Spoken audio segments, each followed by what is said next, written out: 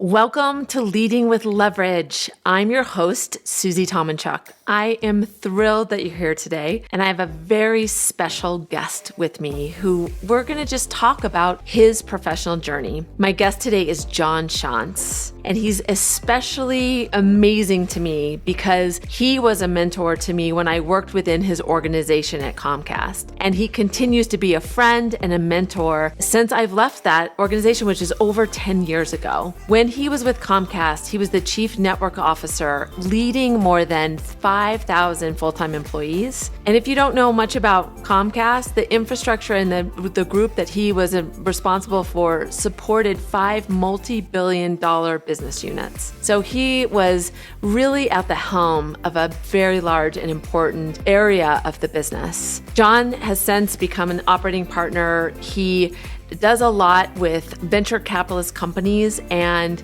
really investing his time, his knowledge, his expertise by helping companies and staying connected to his network and still investing in the people that he sees as his friends, his network, and making sure that he always is giving back. John, I'll have him tell us a little bit about himself personally, but I think this will be a fantastic conversation. I'm really thrilled that I get an opportunity to talk to John, and then you get to also benefit from his insights. So let's go to my conversation with John Schanz.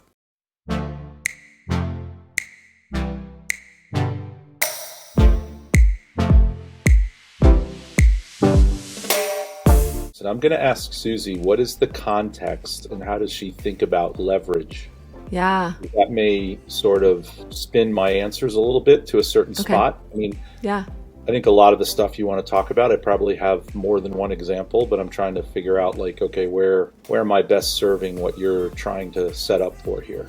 Yeah. So, my premise is that negotiation is just, they're good strategies and techniques that make us better humans, like thinking about the end in mind, practicing silence, really understanding the interests of the other party, all of those, anchoring your ideas, all of them to me translate professionally. And having said that, one of the things I think about, and we may have talked about this at lunch, is I almost thought about naming the book Leverage instead of Negotiation because people have such a negative experience or relationship with negotiation, with the word negotiation, because at the end of the day, it's all just leverage. It's thinking about when you're confident, you have more leverage. When you are clear about what you want and your goals, you have more leverage. And so leaders with leverage to me is not about leaders taking advantage, because leverage can be thought of as being negative. It's really having a thoughtful approach and understanding how leverage plays in the way you present something, the way you interact with your peers, and really thinking about that's a lens into negotiation. Does that make sense? Yeah, no, it does. It does. And I do agree with you. The word leverage has a bit of a negative connotation, right? Because it's viewed as something has something on you, right? Or you have on them, which creates an outcome that feels, let's call it slightly dirty. Right? Yep. I think what you described is something that may be more like clarity, right? I mean, there's real clarity around the things that you said that you think create the good outcome for everybody. Yes, that's fair. That's fair. So I'd love for you I'm doing an intro and I talked just about your kind of formal, like how I know you, just who I worked within your organization and what you did, and that you were the chief network officer for Comcast. And I'd just like you to kind of tell me a little bit about your career and what you're doing now, just to put it in your own words. Sure. So as you know, Susie, I'm not great at talking about myself. So I'll do my best on your request for sure. But anyway, I've always thought of myself as a business engineer. I say that because my early days in academics, were around electrical engineering, and some of my early jobs in my career were all around engineering. So I'd like to believe that I started a little bit geeky, if you will, and around technology. And I think what I learned and what I look back, a lot of what I did as an engineer is I understood that there were customers in business, and that happened very early. And I think that was a big part of influencing my career was the whole aspect of that. So I might have been more of an engineer with a business understanding, but by the time I was finished, I believe I became more of a business engineer where I led with business and not with tech. Because I used to say things like, making things out of technology was cool, making money with technology was cooler. So, that was a little bit that drove me in that area.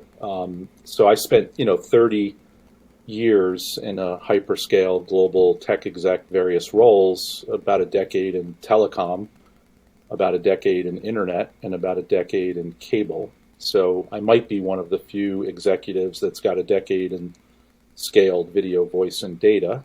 And in the last 5 years, nowadays, I like to think of myself more as a coach and less of a player on the field. I obviously worked closely with you and thousands of other people when every morning, day, nights, weekends, holidays, we got sacked, chop blocked, paged, phone calls, whatever, which was great. I have no regrets. I had a great career, a great run. But nowadays, I feel more like a whisperer who's giving other people advice. And I am not retired. I call it career phase 2. And I have 6 part-time jobs, one in the venture space as a venture operating partner, one as a senior advisor in private equity, and then 4 company boards where I get involved in scaling typically tech companies globally. So that's what I do nowadays, and I really enjoy it. It's more forest through the trees. It's more helping others succeed, whether they're investors or entrepreneurs, or boards or C-level executives. I really enjoy spending my time with others and seeing them win. Oh, I love that so much. And you have so much passion for it too. One thing I said is you and I have been friends for over 10 years, and I haven't even been in a company that you've worked for in that time, but keeping those relationships is so important. As I work with leaders, they talk about not wanting to represent or advocate for themselves. So I kind of want to pick a little bit about what you said about not liking to talk about yourself, but you've had so much success. So how do you reconcile that? And what advice would you give to somebody? Well, I think part of it is many people, and I'd like to put myself in that category, are fairly successful in life. And when they reflect on their childhood or where they were in their early days of their career and where they might end up, I'm one of the ones who probably never could have guessed it, never could have dreamed about it, and far exceeded much of what I would have thought. So I think there's quite a dose of humility that causes people like myself to not spend a lot of time talking about me. I'd rather talk about you and what you're up to and how can I help you. And to the degree there are nuggets of meaningful advice or experiences that I can share that are a part of my journey and what helped me. And everyone's journey is different, of course, but those nuggets and sharing those is much more exciting to me than boring myself talking about myself. That's fair. That's fair. All right. So let's talk about some of those critical inflection points or highlights from your career. What would you pull out from your journey? I'd say that there was, a number of things. One of them centers around, really shifting gears from, I would say, being an entry level hands-on engineer to being more of a manager and then being more of a leader. And what does that mean? And I think a lot of folks, could explain that. But I guess in my terms and in my words, when I was close to the work in the early days, doing the work, rolling up my sleeves, I really felt some level of not just confidence, but at the end of the day, you felt as though you had value because you were doing real skillful things, with your brain and your keyboard and your hands if you were in the lab pulling cables and doing those things. So, you felt that in terms of a real skill, and that gave you confidence. And then as you became a manager, if that was part of your career track, with managing, that meant now you were building a team, and many times companies or leaders look to you hoping that, they would clone you, right? Because many times people think, make them a manager and then I'll have a group of them. And you and I know that not everyone wants to manage. Not everyone is born to manage. It's just a different job when you spend more of your time around people and talent and those kinds of things. But I really, enjoyed that part where, you're still close to the work. I mean, in rough terms, you might say you spend half your time rolling up your sleeves and doing the work and the other half working with people. And then, the next graduation, as I might call it in a career, is moving to being a leader.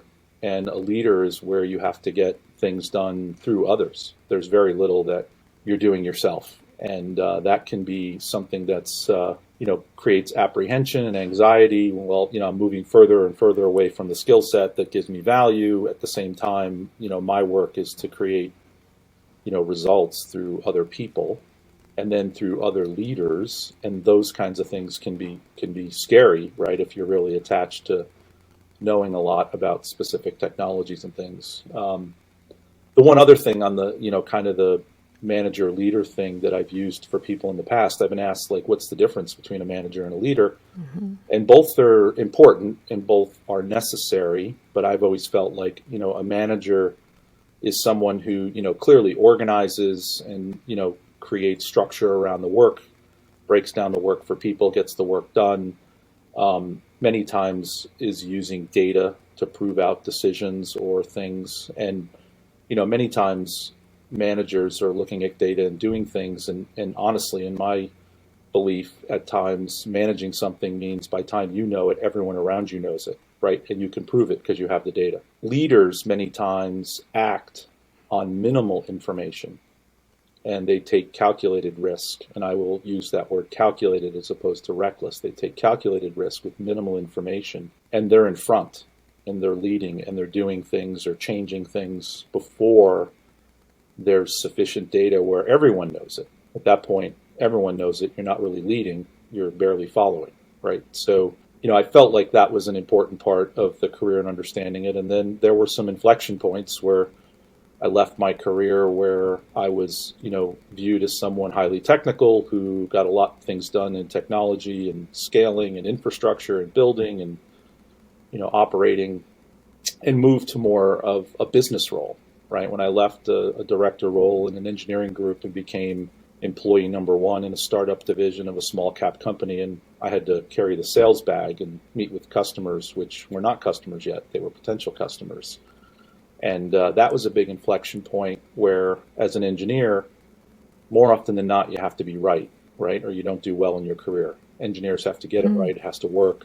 There's not a lot of latitude where when you're working a sales funnel, which I know you appreciate, you end up with, the 10-3-1, right? You get 10 calls, maybe 3 visits, and then one where, in fact, you close a deal. So all of a sudden, somewhere where you were mostly, correct in getting things done, you have many more failures with a sales pipeline.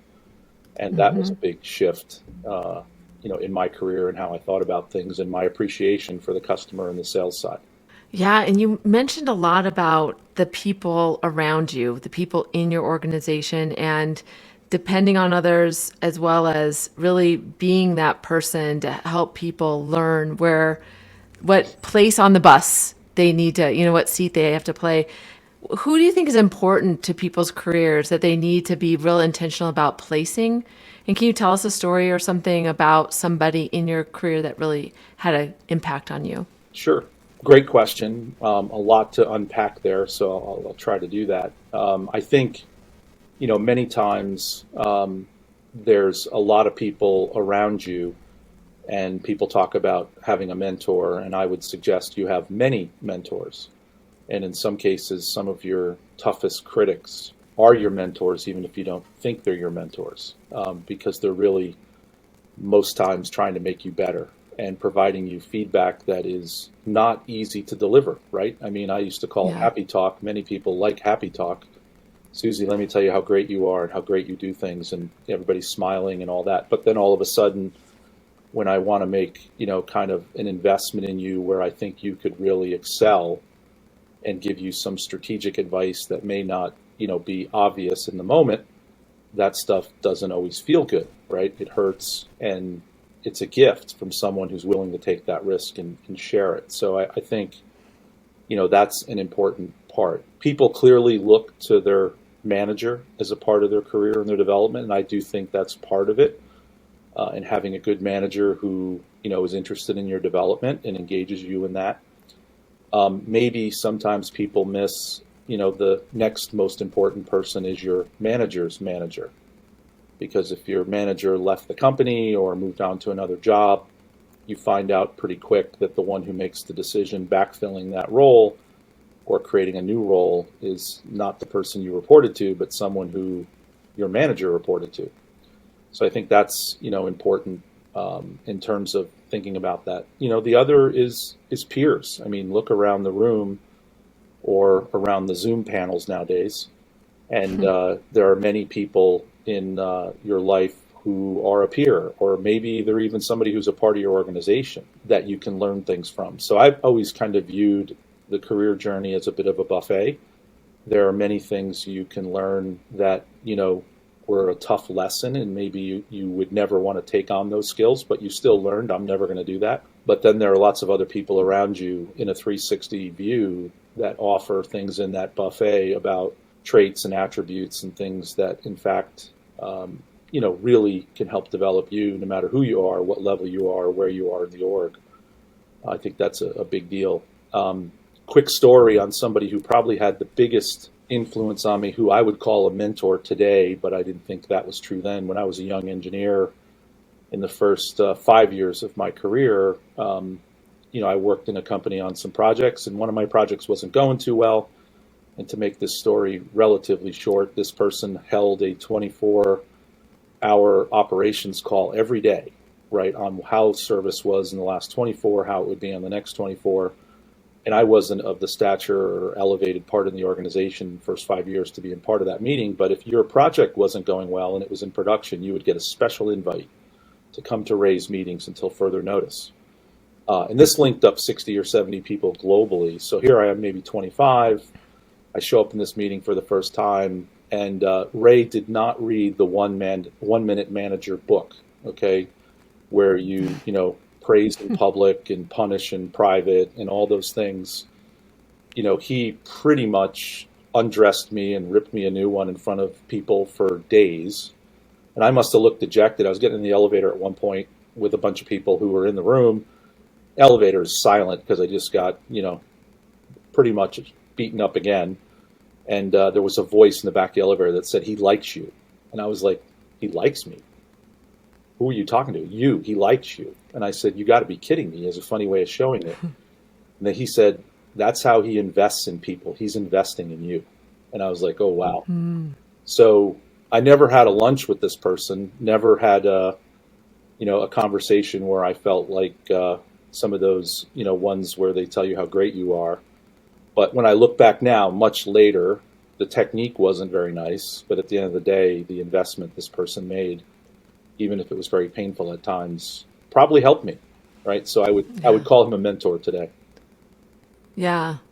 I'm so glad you shared that story, because you told me that story last time I saw you in person, and had such an impact on me, because it made me realize how much we tend to think about a mentor as somebody that's assigned to you or being somebody that's official. But we are influenced by a lot of experiences around us. And instead of looking at that as a negative, that was an inflection point for you. That was something, look, you're a little bit older than 25.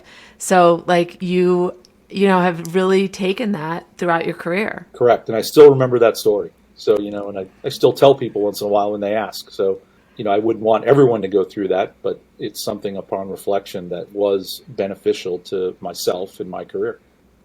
Yeah. In listening to you, you just have so much confidence, and you have so much composure. It makes me want to know, do you ever have moments of self-doubt? And how have you grown into that? Yeah. So I would say absolutely yes. And if anyone told you they never had any self-doubt, they'd probably be lying. I think it's one of these things where, there are moments where running with the crowd or sort of following what everyone else is doing, whether it's technology or a process or whatever, it's easy, to be confident because there's safety in numbers. And, I'd like to believe throughout my career, a lot of the things that we accomplished, and I stress we, because it had a lot to do with a lot of people who were a part of the team that I was a part of. We did a lot of things that today are referred to, as disruption or innovation. 30 years ago, we didn't use the word disruption, but we were reinventing things. That was a common word. And I think in order to do that, you really have to have some level of confidence and a talented team who can change the norms, right? It's easy to run with the norms. So, one of the ways that I would, refer to as a technique to build some confidence when you're going into a space where no man or woman has gone before, and you're pioneering or disrupting. One of the things that I had as a technique was I would build a three-legged stool, and I would do that intellectually with three different sources of people who I felt were knowledgeable about a specific area, who I thought had the kinds of depth to assess and evaluate what we were doing, and have a conversation to see if they thought it was absolutely nuts, or if some of what came from three people who were independent and didn't know each other and didn't know that each three of them got asked. That was a good way to sort of get a little confidence that there was support for the direction and the changes and disruption and innovation that you were pushing for or trying to achieve. That stool was really important because I thought of it as a three-legged stool. How often do you sit on a stool with three legs and fall? You don't. So there's a good chance you're going to succeed. That helps with some of the confidence you're talking about. If you sit on a one-legged stool, you can fall on your ass pretty quick. So it always needed to have three legs and sometimes four, but that was sort of how I thought about it as a technique. Yeah, I love that because it kind of, to me, it gives your focus something to really hone in on so that you can kind of get out of, because sometimes lack of confidence also comes with emotion. Yep. And so that gives you something really tangible to really, really laser on. Yep. Absolutely. You had a big view of the organization when you led it when I was there. And it made me wonder if you could give somebody in the organization advice around how to be seen and how to influence, or maybe even think about what missed opportunities when you were there that you wish somebody would have done as a senior leader, that maybe that would be good advice that you'd like to leave. I think I'd have to start with the foundational things around, integrity and hard work and the things that, probably feel and sound natural in what you would do in terms of those kinds of things. I think some of the culture, in an organization can be dependent upon the leadership running that organization, of course. There's microculture, there's macro culture and things. But on top of the foundational things that you asked about, like integrity, the things that I would throw out there would be, teamwork and collaboration. Because what I saw in my career is individuals can accomplish lots of things and some good size accomplishments.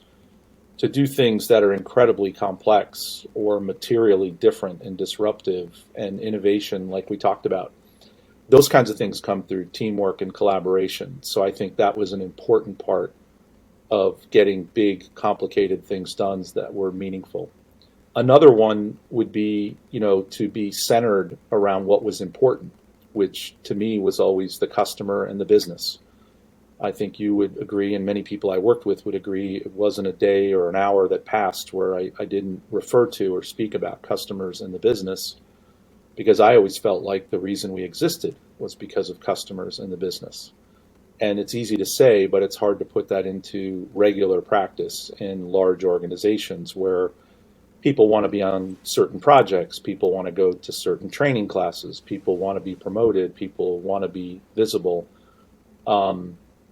The other piece of advice that I would give people is, to pick your spots, right? Because these are the kinds of things where people who are overdoing wanting to be noticed, they're in the middle of things, And maybe they're just that good. I don't know. Or that's also as noteworthy as picking your spots and creating an experience or a memory, for someone or a group that's like, wow, that was a contribution I never thought of, or something came out that solved an issue or gave a new idea that was totally unique, and those kinds of things. So I think that's an important one.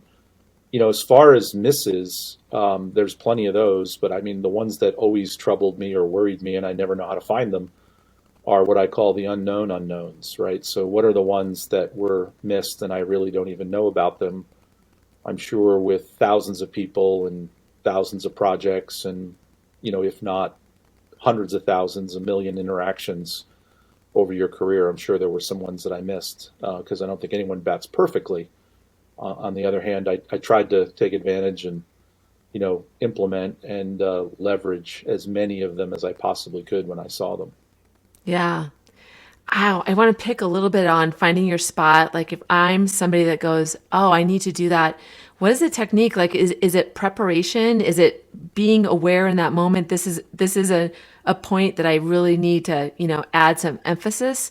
Like what does that look like for people to make sure that they find that spot and do the right thing?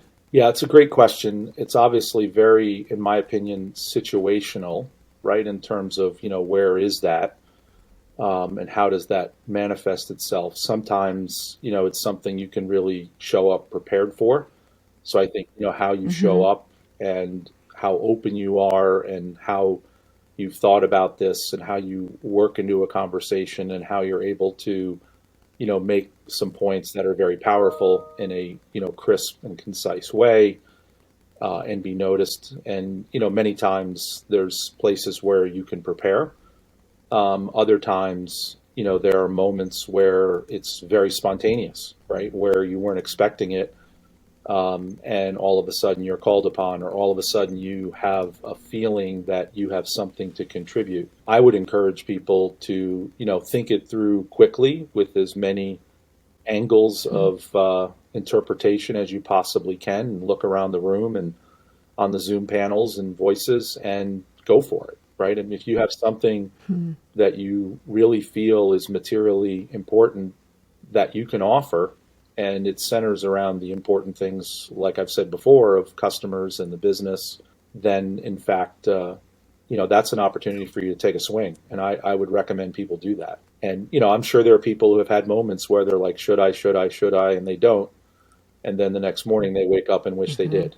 And, I guess you don't want to be the person who has to speak in every meeting all the time. But I think picking your spots and putting that lens on it that I described and taking some shots, right? You can't hit the home run unless you get up and take a swing. So I tell people to take one once in a while and see how it feels and see how it's received.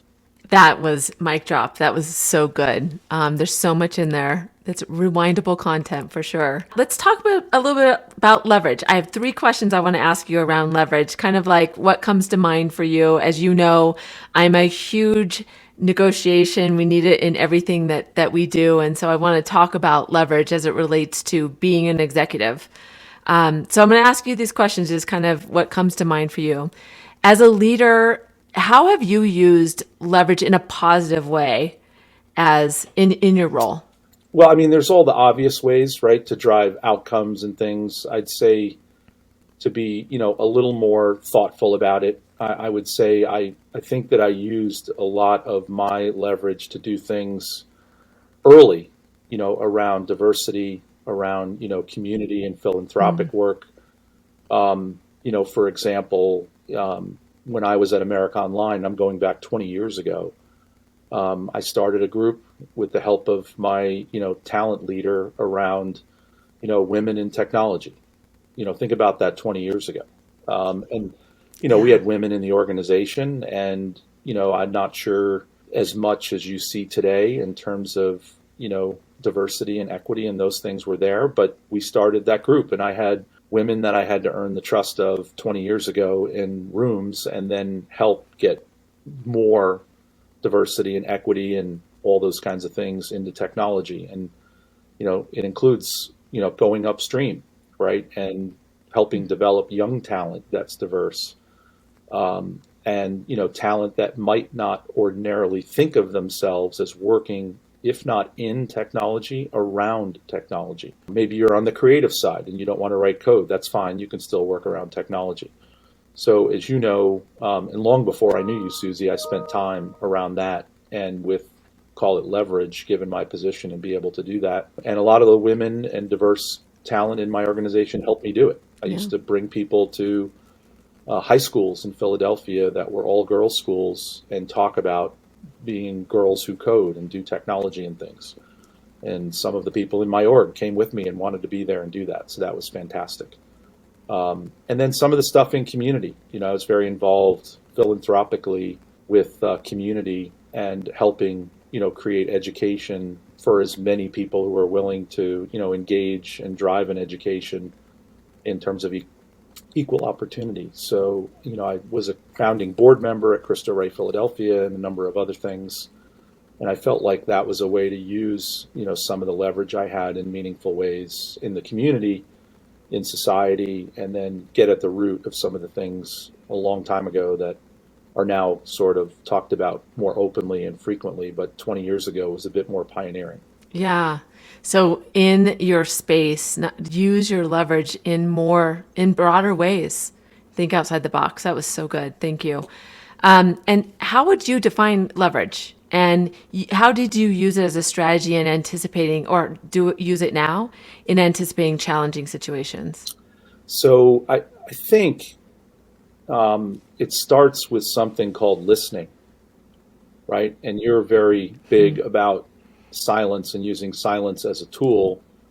And, I would say that is not well practiced in the world in many of the circles I travel in. So I like to think that part of what I did was listening and processing what I was hearing. It's one thing to listen and let it go in one ear and out the other. It's another to spend mental capacity processing it. So, I think it starts with that, and then really trying to understand where the puck is going.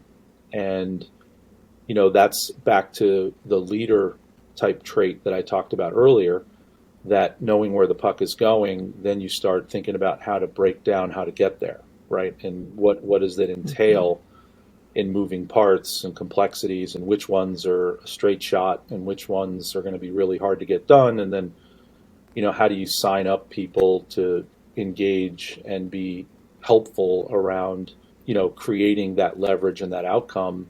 I used to say it was fairly easier to speak to engineers and use logic and technical people and get them to understand what you were trying to do and explaining why. But the big part that was a little harder was to get their hearts engaged. And if you could seize the hearts and minds of talented people, you could get a lot done. So it wasn't just about logic and explaining, it was also emotional around hearts. And anytime you had that alignment of brains and hearts, you got a lot done, and you got it done fast, and people would jump in and help, and things would probably happen better and faster than you ever thought when you were thinking about, that multiplier or that puck going forward into the next location. Yeah, that's such a good visual to have, that puck going, and what are you going to do in reaction to that? That's so good. So many great tips here. Before we wrap up, I just want to give you an opportunity. Was there anything else that you like the advice that is kind of top of mind for you that you like to tell those up and coming executives? Sure. So, you frequently get asked this, what would you say were, the biggest ingredients in your decades of success? And if you let me assume I was successful for a minute over those 30 plus years, it's sort of a very simple 3-step plan, but it was, very, very hard to live by. And it took me about 10 years to develop it. So the first 10 years of my career, I probably thought about it and did a bunch of things. But I'd say the last 25 years, I've used it. And it's a very simple 3-step plan. One is to treat everyone with respect. And easier said than done. I think we all know that. And that means everyone, right? That means perhaps someone who isn't your best friend in corporate America. Maybe it's someone who's, I don't know, an enemy or has a thing for you. How about the person who comes into the room when you're working late and empties your trash can, right? Those kinds of things. Treat everyone with respect. The second one I would say is never stop learning and be able to admit when you're wrong. Those two things run hand in hand. I'd like to think that if you stop learning, you really die. So let's never stop learning, but many times you have to admit you're wrong or figure out something that you had wrong, and all of a sudden you can learn something. So I think that's, a really, really big part of it. And the third one, which is a bit selfish, but it was to recognize talent when you see it and surround yourself with it. And talent isn't always, in a meeting, in an office building, the direct reports that you have. It could be anywhere. It could be in a different company, a conference, an airport. It could be a friend or a relative. But, I'd like to think that I spent a lot of time recognizing talent and surrounding myself with talent. And that helped me accomplish the things that we accomplished, throughout the career. Near the end of my career as an operator, people used to say, how do you spend a lot of your day? And I used to say, right cubed. Are the right people working on the right problems with the right priority? And many times, if you can get that figured out across a lot of projects, a lot of good things can happen. So thank you for the opportunity, Susie. It's been really kind of energizing to talk to you about some of this stuff. It's been so good, John. I know that people will appreciate this for a long time. You gave us a lot to really think about and really act on. So thank you so much for your time. And I just am so grateful, as you know, I have to say it publicly. I'm so grateful for you as a friend and a mentor. And we will stay connected for many years to come. I look forward to it. And of course, it's been fun for me to watch your success and all the things that you've done to change and evolve Susie over the years too. So I think it's been great. Well, thank you. And thank you for your investment in me, because you were a part of that when you were able to give me some things that really were a part of my building blocks. So thanks for that. Absolutely. Have a great day. Thanks. You too.